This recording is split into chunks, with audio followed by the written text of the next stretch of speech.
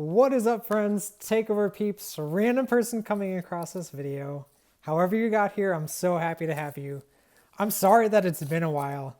I'm sorry that there haven't been weekly wrap-ups, but I'm back. That's all that matters in this new season. These don't really run by seasons, but they do kind of. Okay, here's what happened. Let me explain it really quick. I took some time off because football season was over, basketball had ended. I needed to refresh and, focus on some other things a little bit with the takeover.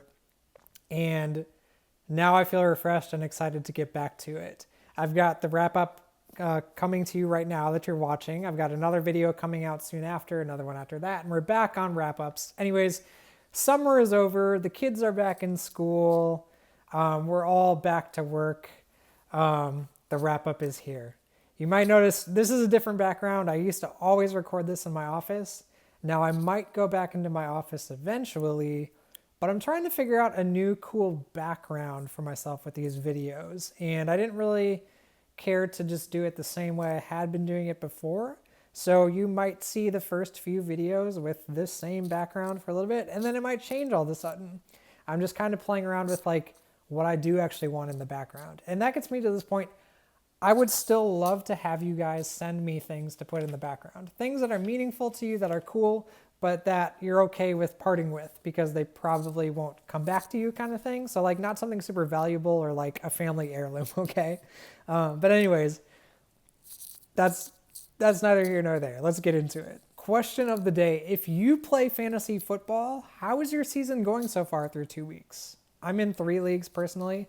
I'm in a dynasty league where I'm desperately trying to repair a team that a guy self-sabotaged and then ditched the league members with. I picked them up last year, and I'm trying to right the ship. That team, however, is 0-2, but that's to be expected right now because he left me with nothing.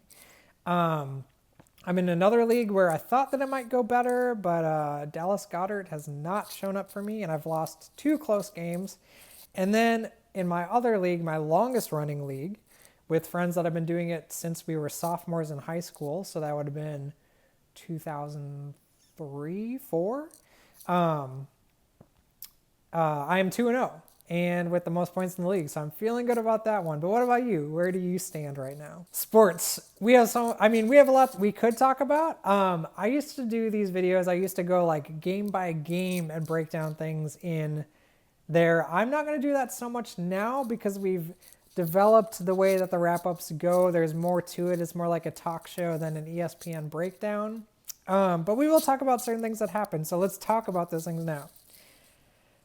It's been an interesting and surprising season, to be honest. There's teams that I didn't expect to be in such a, okay, so you can't call it disastrous or they're in a hole they can't get out of, because if you're 2-0, it can go the other way real quick and you can miss the playoffs. If you're 0-2, it can go the other way real quick and you can make the playoffs. But that doesn't mean that things aren't still surprising. The Bengals are a team that is surprising to me. I thought that they'd at least be 500, if not undefeated so far. And Joe Burrow's just not really found his usual self so far this season. If you look at his footwork, something just seems off. He seems a little jittery. It could be due to some of those. I think he's got some calf issues going on. It could be that sort of thing. But it's still just it's beyond just maybe aches and pains or a small injury. It seems a little bit mental for him. He's not quite there yet. And it could be the lack of starters playing in preseason nowadays, having to shake cobwebs off and stuff like that. But there's plenty of other starters too who didn't get time, who are doing just fine so far. Justin Fields looks super rough. I was hoping for a bigger turnaround from him, and I don't even have anything invested in the guy. He's not on any of my fantasy teams. I don't own any significant sports cards of him, but I just thought for sure he would continue rushing like he did last year, but also add some passing, especially with DJ Moore on that team now, and it's just not looked good so far. San Francisco looks like they're here to beat everyone. I'll get into some other things too. I'm trying not to give it all away right now. The Giants look rough. Daniel Jones is struggling. Tua looks fantastic. Mahomes really struggled in week 1, but turned it around in week 2. That still was a closer. I thought he had spark even more in the Jacksonville game. Jacksonville's a good team, but I thought that he'd go off even more. He really didn't. So there's just some things like that, 2 games in, we'll see changes. We'll see it go differently over time. In week 1, we saw Takeover TV's boy, Aaron Rodgers. He's not really our boy, but we do talk about him a lot. I will have to say, though, watching Hard Knocks this year made me feel the least dislike I've ever felt for Aaron Rodgers before in my life. I started to kind of be a fan of the guy, and I was excited to see what he'd do in New York. And then 4 plays in, he's out for the year. But there is a rumor that he's having some spectacular little surgery thing that might bring him back by January. I don't know. We'll see, okay? The Jets, though, they're going to have to figure out something at quarterback because Zach Wilson might be a fine backup for when you need him to go in sometimes, but when he takes over starting, he's just not there yet. And it's not that he might be able to get there, but he threw 3 picks this last game, and it's just, you got guys like Garrett Wilson on there and Breece Hall. Breece Hall, barely got any attention on Sunday, barely got any plays. Garrett Wilson is just an outstanding receiver, and you got to utilize that while he's there. You don't want those guys to be burnt out early on in their career. Justin Jefferson continues to be one of the most dominant receivers in the NFL that we've seen in a long time. And through 2 games, he has caught 20 passes for 309 yards. Still no touchdowns, though, yet. Another cool thing we've seen in the NFL, speaking of my Ravens fandom, we have seen Lamar Jackson prove that he is indeed more of a passer than most people will accept that he is. He hasn't had that many designed run plays. He's airing it out. He's thrown some beautiful long passes. Had a nice touchdown to Nelson Aguilar last Sunday. Had a beautiful long pass to Zay Flowers. Zay Flowers is electric and just adds so much to that team for him. Like I said before, the Niners are dominant. They sit at 2-0 behind Brock Purdy, who is continuing to prove that last year was not just a fluke. Mr. Irrelevant is here to play. It certainly helps that Christian McCaffrey is so far healthy, 2 games in, but he is also playing very dominant football. The NFC East is looking like the division to beat. They look like studs this year. 3 teams are undefeated. Cowboys, the Eagles, and the Commanders, all sitting at 2-0. And I've got to talk about an outstanding rookie real quick that was not on my radar. Puka Nacua for the Los Angeles Rams, who was drafted in the 5th round out of BYU. I think he was at Washington University before that. This past Sunday, he caught 15 passes for 147 yards. And in 2 weeks, he sits at 25 catches for 266 yards. This is the most by any NFL receiver in history through 2 games.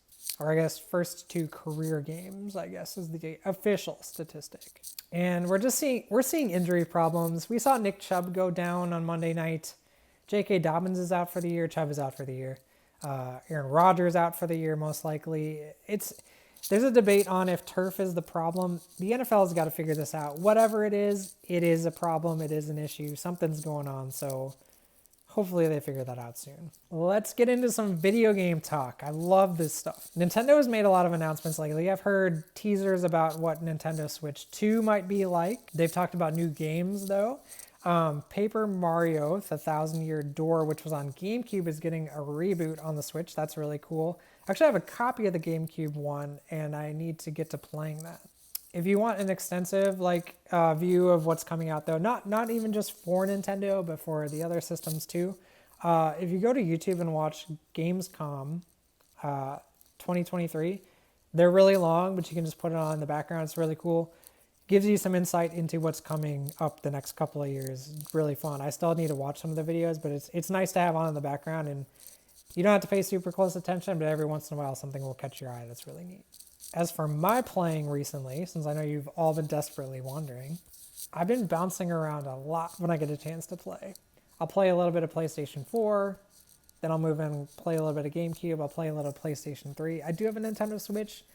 Outside of playing like Mario Kart with my daughter, I don't play it that much though. I do like the Nintendo 64 and like Sega Genesis kind of extension options on there. That's pretty cool. But other than that, I don't get into the Switch too much.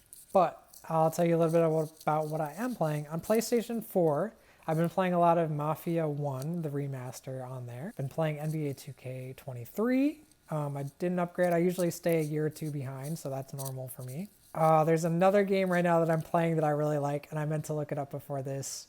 Kind of like an indie game. I got it like right away when I got my PlayStation 4, but it starts with a C. That doesn't help. But you basically like kind of puzzle stuff. You're like this kid's imaginary friend who is kind of circus-y vibed, and the game is very like noir, and you're moving shadows around to climb up things. And anyways, it's a super fun game. Contrast, maybe? Might be called Contrast. Check me on that. On the PlayStation 3, I've been playing Toy Story 3. This game is surprisingly fun. There's a toy box mode, there's a story mode. Playing the toy box mode is amazing, but the story mode is super fun too. And it's honestly like, you know, challenging enough for a kid's game. Plus, you can play as Zurg. I mean, come on. And I've also been playing, this is my first time playing a Grand Theft Auto. I'm playing Grand Theft Auto 5. It's fun. Yeah, I like it. I like all the cars in it. I like the world is like huge. The graphics are really nice, even for PlayStation 3 times. If you have any other Grand Theft Auto suggestions, let me know. Because I'd even go back and play like, I don't know, like isn't San Andreas on PS2? Like I'd play something like that. Also recently, I bought this game called Fighting Force for PlayStation because I was such a Nintendo kid. I also didn't get a system until Nintendo 64, and I got it like a year or two after it came out. So I'm kind of catching up and like seeing what other systems have to offer. I bought this game Fighting Force. It's really fun, but it is also challenging because I learned that your PlayStation 3, a certain number of them were PlayStation 2 backwards compatible. Mine is not. But I learned that it is the first PlayStation backwards compatible. So now I can find PlayStation games that I wanted to play and pop them into my PS3 and play it. And this is a fun one on there. There's other cool stuff too. Like there's a Tomb Raider demo on there, and I just think that's kind of neat. On GameCube, if you know anything about me, I'm building out the library. I love GameCube. It's my favorite system. So there's lots of games that I'm bouncing around playing, but most recently, I wrapped up playing NBA Street 2, finished that. Super fun game. I've been playing this game Gun that I didn't know anything about until the last year. It's kind of easily missed. It's a very like Western game. Think like Red Dead Redemption kind of, but it's made by Activision / Neversoft, where if you recognize the Neversoft name, they do the Tony Hawk games. I've been playing NFL 2K3, which is probably my favorite football game ever to come out. This game holds so many good memories for me, and I'm almost finished with it. And I will probably just raise the level of difficulty and then play through it again. The first Spider-Man game, love playing that. Super Mario Sunshine. I'm just about to finish up this fantastic SpongeBob game, Battle for Bikini Bottom. And then this is another great game that I highly suggest if you're into superheroes. X-Men Legends is like super fun. It's kind of like a top-down, a little bit of an RPG in a way. Like you get to add moves and stuff to them, and it's like a button mash fighting game, but it is RPG-y. You're going through the levels, you're leveling up your characters. You get to play as so many different X-Men, and it's just super fun. You can co-op play it too. It's just a very enjoyable game. Oh, and then also on PS3, my favorite ever basketball game made, period, College Hoops 2K8, which I am so glad that I had a copy of it growing up because the prices on it right now are like 100 plus. Stuff that slaps. We're gonna just keep talking about video games. I realize this is gonna be a really long wrap up, and if you're still here, thank you. I'm just nerding out. I'm just having fun, and I'm glad that you're here for that. Stuff that slaps this week is getting a new video game system. There's just something about the uncharted territory that is a new video game console. Whether that's getting it for the first time, even if it's after release, or getting it on day one. I've personally only ever gotten one day one system. It was a PlayStation 4. I will shorten the story, but I Woke up at like 5 a.m. I was living in Minneapolis. I woke up at like 5 a.m. on the day of release. I figured I'll wander to the local GameStop, see what's up, grab a copy. I got there, once again, 5 in the morning, line all the way down the sidewalk, then wrapped around the building and then down the other street. And I realized I'm not going to get one here. So I drove to a suburb about 20, 25 minutes away, pulled up to a Target, grabbed McDonald's breakfast, got in their lot. Obviously, they're not open yet. Excuse me. And no one's there. No one, no, like, obviously the workers aren't there. It's not unlocked, but no one's there, like, waiting. There's just, like, no cars. No one's in a line. So I'm like, okay, they aren't releasing it here for whatever reason, but I figured I'd just hang out, whatever. It gets closer to the time. One other guy pulls up. He's sitting next to me. And then, like, one other person. And they open the doors, and I go and ask an employee, like, do you have PlayStation 4s? And they're like, yeah, it's super weird that no one's here. So, like, the three of us that waited, we just walked up, got one, and left. When I got home, turning it on and, like, setting it up, the energy that was there, obviously I knew that lots of other people were doing the same thing, but it felt in a way that I was, like, one of the first people there. Like, it felt like I was an explorer in a strange way. That's just such a fun, good feeling. Like the uncharted territory, the unknown, feeling like you're one of the first, even though there's hundreds of thousands, if not millions, doing it. It's just super fun. I've been thinking about how I can get that experience again. And I have thought about, there's certain systems that I have never touched. I've never played. I was not an Xbox guy. So either like the original Xbox or the Xbox 360. And then another big one for me is the Sega Dreamcast. I think would be so fun to get one of those systems now and boot it up and play games and like know that there's not a lot of other people actively playing that same game as you right in that moment, especially for an old system like that. I mean, there's some games, Sega Dreamcast I just think would be like a super fun one in general. But then there's things with like Xbox, like, I don't know what it's like to play Halo. Like, that would be my first experience. Like, I know tons of friends who love Halo who would love to be able to go back and have their first experience with Halo again. That's how it would be for me. I know nothing. Like, I mean, I get the general gist of it. I guess I've, like, watched a friend at a sleepover play it a little bit. But, like, that would be a day one experience for me. And I think I'm going to do that. Do you guys have any suggestions for, what should I do? Let me know, like, Xbox versus Xbox 360, because am I able to play Xbox games on the 360? And then also, like, I'm afraid of getting one and then it just having the red ring of death or whatever immediately. But anyways, let's continue on. Experiencing a new video game console for the first time, certified slapper. Music suggestion. I'm going with a band called Loathe, Loathe, this week. Loathe is a band that I kind of want you to go onto their Spotify and click on the discography and then go back all the way to the first release. And just like listen to a song or two off of each one to see their progression. Because this band, hailing from Liverpool, has changed a lot over the years. They've stayed within the hard rock realm, but they started as like a melodic metalcore band. And then over time, it developed more into a very like shoegaze / grunge tinged new metal, I guess. And they just sound really cool. They've just developed over the years and done a lot of cool things. Their music is kind of like ethereal and dark and groovy. Think like Deftones. The band is also, I think, influenced by Korn, other new metal bands like that, but obviously also the grunge and shoegaze world as well. On one of their latest singles, Dimorphous Display, it actually also sounds a lot like they have some Radiohead influences in there if you go and listen to it.